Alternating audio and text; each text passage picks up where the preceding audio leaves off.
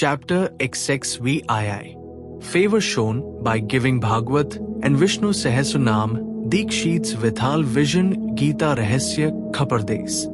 This chapter describes how Sai Baba favored his devotees by granting them religious books after he had touched and consecrated them for parayana, reading regularly, and certain other matters. Preliminary. When a man takes a plunge into the sea, he gets the merit of bathing in all the tirths and sacred rivers.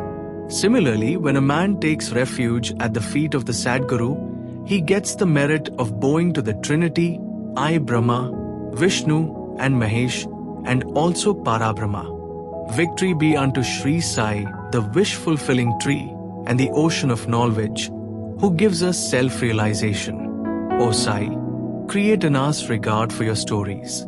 Let the readers and audience devour them with the same relish with which the chatak bird drinks the water from the clouds and becomes happy. While listening to your stories, let them and their families get all the sattvic emotions which let their bodies perspire. Let their eyes be full of tears. Let their prana be steady. Let their minds be composed. Let their hair stand on end. Let them cry, sob and shake. Let their hostilities and their distinctions, great and small, vanish. If these things happen, that is a sign of the grace of the Guru dawning upon them. When these emotions develop in you, the Guru is most pleased and will certainly lead you on to the goal of self-realization. The best way, therefore, to get free from the shackles of Maya is our complete and wholehearted surrender to Baba. The Vedas cannot take you across the ocean of Maya. It is only the Sadguru who can do so and make you see the Lord in all creatures. Granting consecrated book. The variety of imparting instructions followed by Baba has already been noticed in the previous chapters. In this, we shall deal with one aspect of it. It was the habit of some devotees to take some religious books, of which they wanted to make a special study, to Baba and to receive the same back from him after they were touched and consecrated by him. While reading daily such books, they felt that Baba was with them. Once, Kaka Mahajani came to Shirdi with a copy of Eknathi Bhagwat. Shama took that book to read and taking it with him went to the masjid. There Baba took it from him, touched it and turning some pages here and they gave it back to Shama and asked him to keep it with him. When Shama said that it belonged to Kaka and had to be returned to him. No, said Baba. As I have given it to you, better keep it with you for safe custody. It will be of use to you. In this way, many books were entrusted to Shama. Kaka Mahajani after some days came again with another copy of the same Bhagwat and gave it in Baba's hand. Then Baba gave it back as prasad and asked him to preserve it well and assured him that it would stand him in good stead. Kaka accepted it with a bow. Shama and Vishnu Sahasranam. Shama was a very intimate devotee of Baba, and Baba wanted to favor him in a particular way by giving him a copy of Vishnu Sahasranam as prasad. This was done in the following way. Once a Ramdasi, follower of Saint Ramdas, came to Shirdi and stayed for some time. The routine he followed daily was as follows.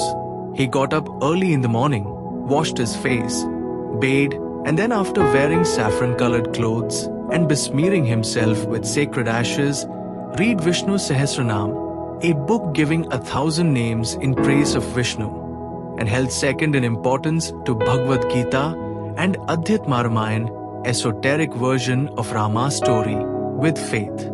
He read these books often, and then after some days, Baba thought of favoring and initiating Shama with Vishnu Sahasranam. He, therefore, called the Ramdasi to him and said to him that he was suffering from intense stomach pain, and unless he took Senapod's Sonamukhi, a mild purgative drug, the pain would not stop, so he should please go to the bazaar and bring the drug. The Ramdasi closed his reading and went to the bazaar. Then Baba descended from his seat, came to the Ramdasi's place of reading, took out the copy of Vishnu Sahasranam, and coming to his seat, said to Shama, "O Shama, this book is very valuable and efficacious, so I present it to you. You read it. Once I suffered intensely, and my heart began to palpitate, and my life was in danger. At that critical time, I hugged this book to my heart, and then, Shama, what a relief it gave me. I thought that Allah Himself came down and saved me. So I give this to you. Read it slowly, little by little. Read daily one name at least, and it will do you good."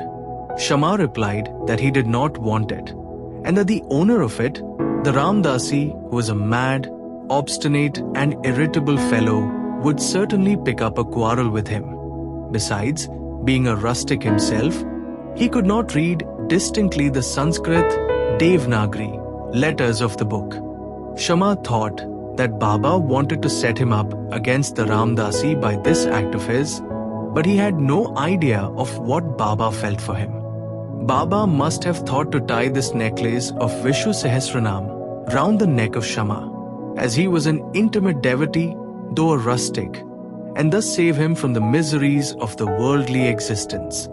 The efficacy of God's name is well known. It saves us from all sins and bad tendencies, frees us from the cycle of births and deaths. There is no easier sadhana than this. It is the best purifier of our mind. It requires no paraphernalia and no restrictions. It is so easy and so effective. This sadhana, Baba wanted Shama to practice, though he did not crave for it. So Baba forced this on him. It is also reported that long ago, Eknath Maharaj similarly forced this Vishnu Sahasranam on a poor Brahmin neighbor and thus saved him. The reading and study of this Vishnu Sahasranam is a broad open way of purifying the mind, and hence Baba thrust this on his Shama. The Ramdasi returned soon with the Sina pots. Anna Chinchanikar, who was then present and who wanted to play the part of Narada, the celestial rishi who was well known for setting up quarrels between gods and demons and vice versa, informed him of what had happened.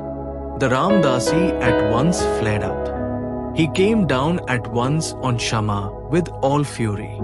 He said that it was Shama who set Baba to send him away under the pretext of stomachache for bringing the medicine and thus got the book.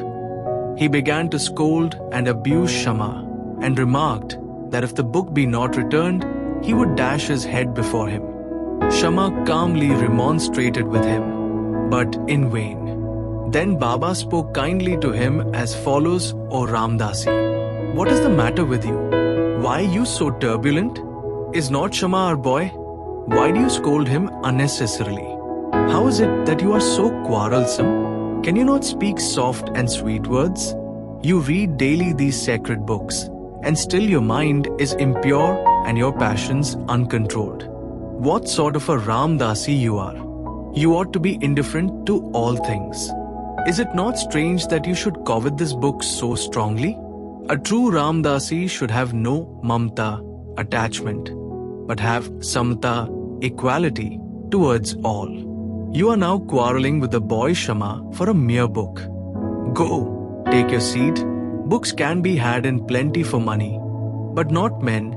Think well and be considerate. What worth is your book? Shama had no concern with it. I took it up myself and gave it to him.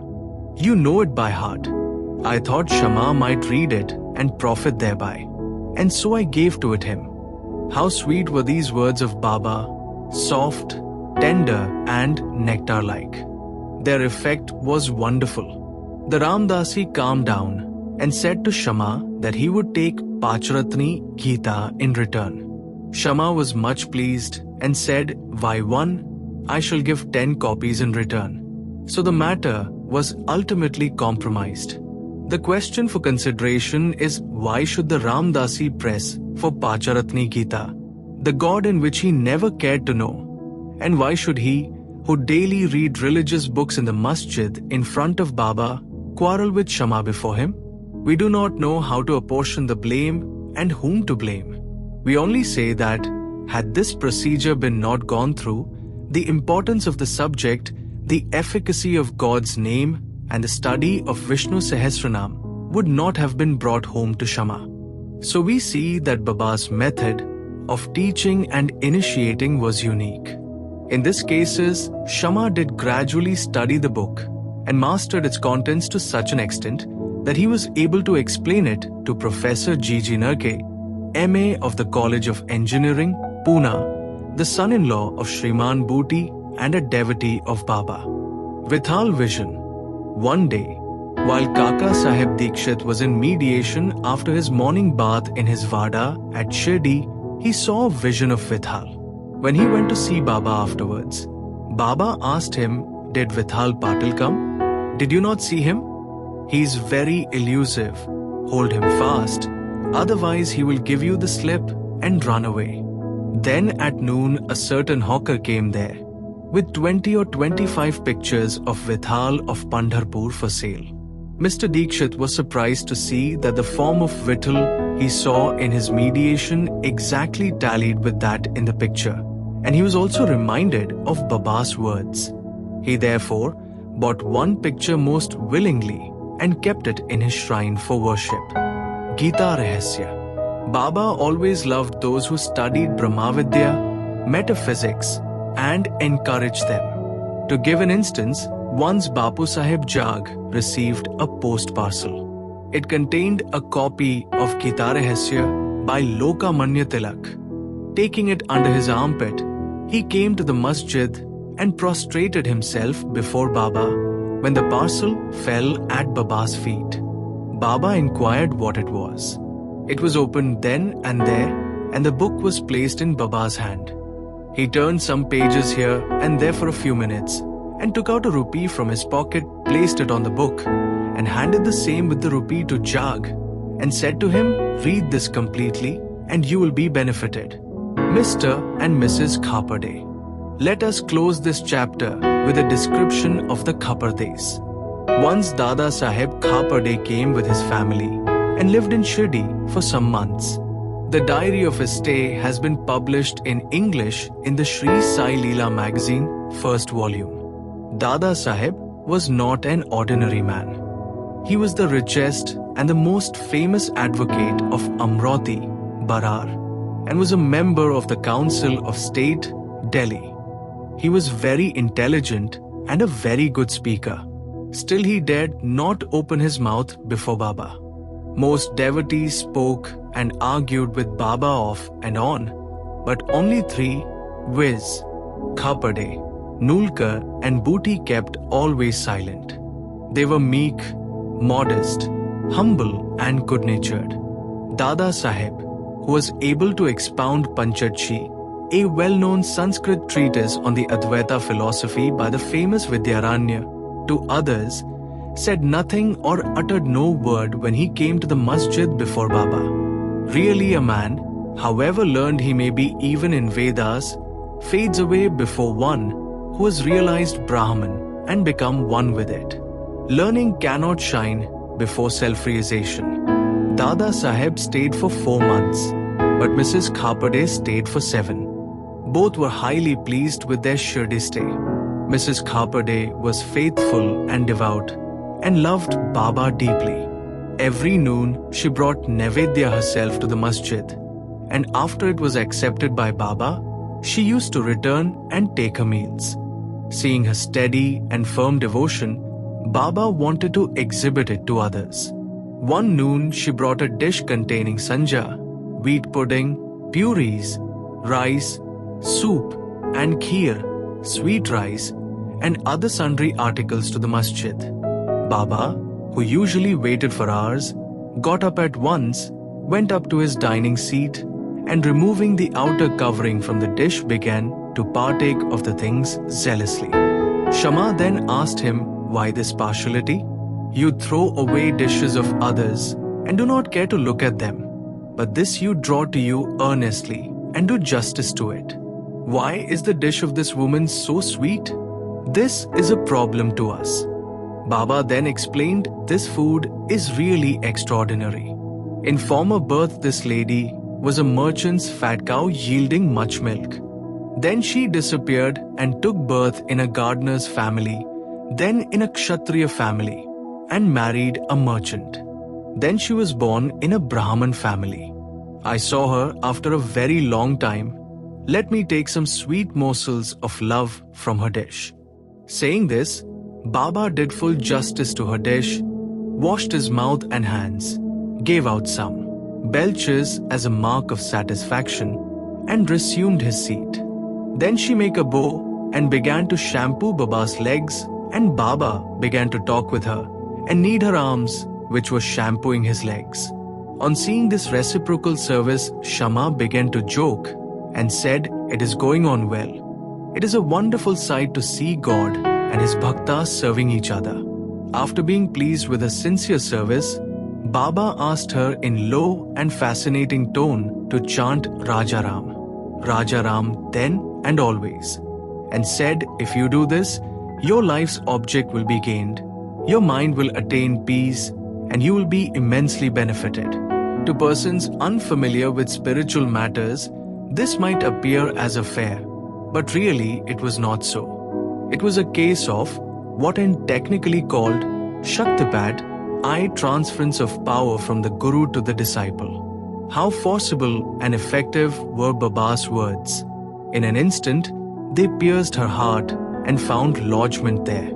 This case illustrates the nature of the relations that should subsist between the Guru and the disciple. Both should love and serve each other as one. There is no distinction nor any difference between them. Both are one, and one cannot live without the other.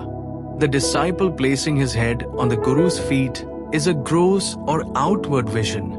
Really and internally they are both one and the same. Those who see any difference between them are yet unripe and not perfect. Bow to Shri Sai, peace be to all.